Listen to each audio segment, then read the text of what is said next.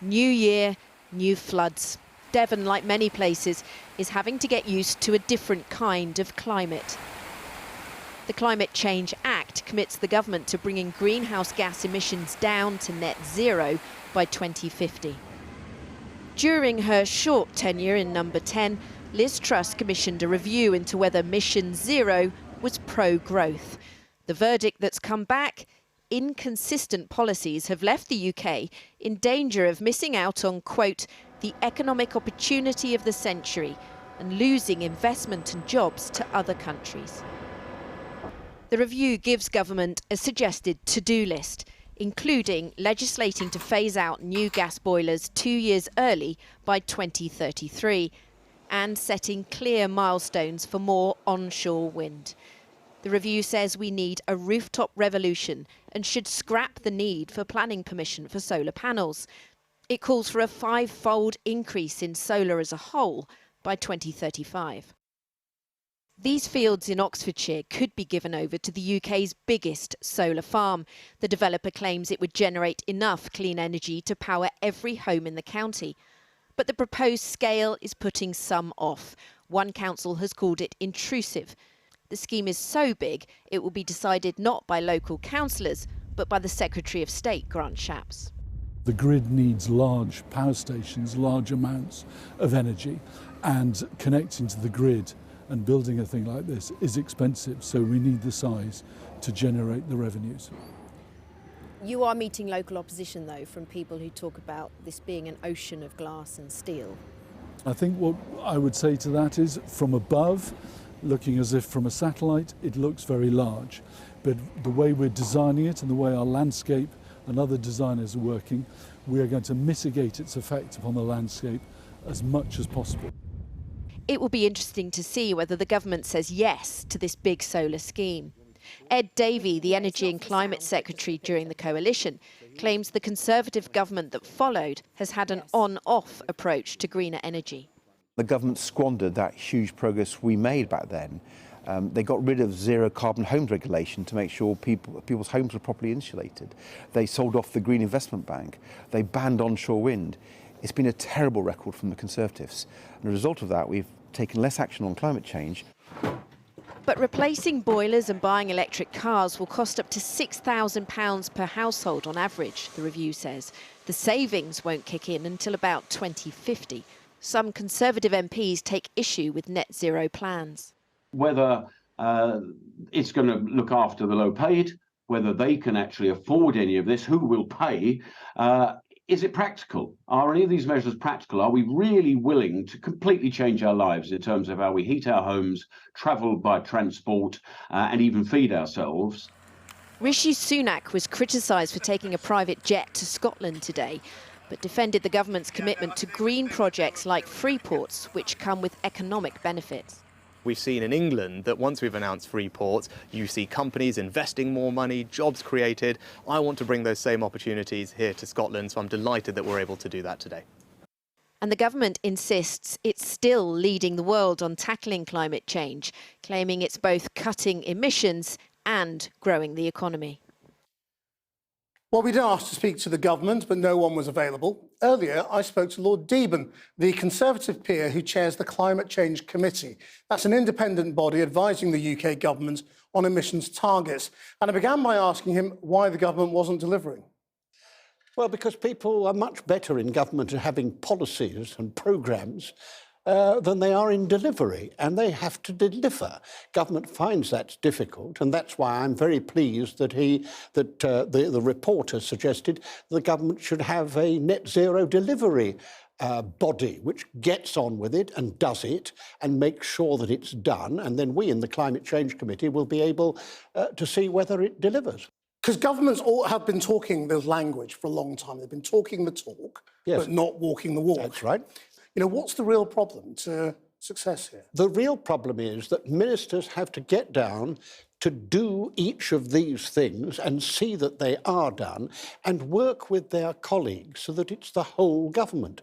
What's happened up to now is that we've managed about 35% of what we ought to do, and that's been done by a couple of ministries. It's got to be the whole government, and that's very difficult in modern government.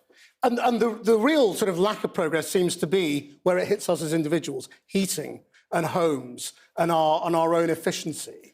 And we've got a long way to go there, haven't we? Yeah, we have, but the government's just been given, if you like, about £10 billion it didn't expect to have because of the falling gas prices.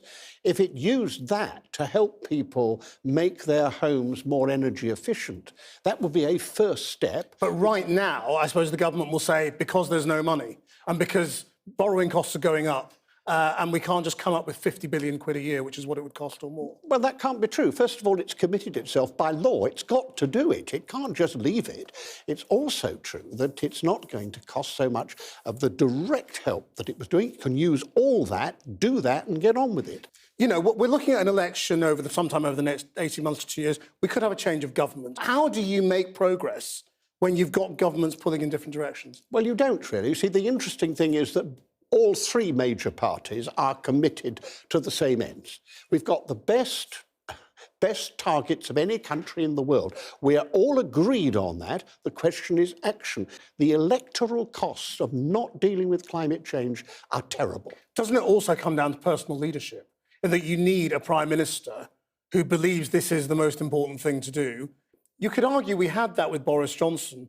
We don't really have that with Rishi Sunak, do we? Well, you're talking about a different kind of character. Rishi Sunak accepts all that we've been talking about. What we now have to see the action. I'm not interested in the torpor kind of person. After all, this proposal was put forward by Liz Truss, not by Rishi Sunak. But what I'm interested in is delivery. And I believe this government can deliver. Do we need the Climate Change Commission? Oh, yes, because we've got to keep those government feet to the fire, don't we? It's all very well having the report. It's all very well having our report. Do you think you need more teeth?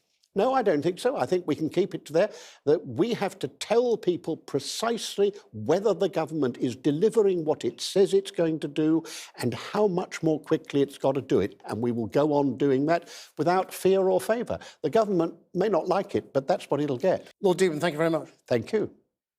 Well, joining me now is Ed Miliband, the Shadow Secretary for Climate and Net Zero. Is there anything in this review you disagree with? Evening. I think there are some parts, some small things in there I disagree with, but I think it's a good report. But the tragedy of this, Krishnan, is the words in this report are delay, confusion, uncertainty, lack of clarity in government policy, and that is holding us back. And this report rightly says that net zero is a huge economic opportunity for our country.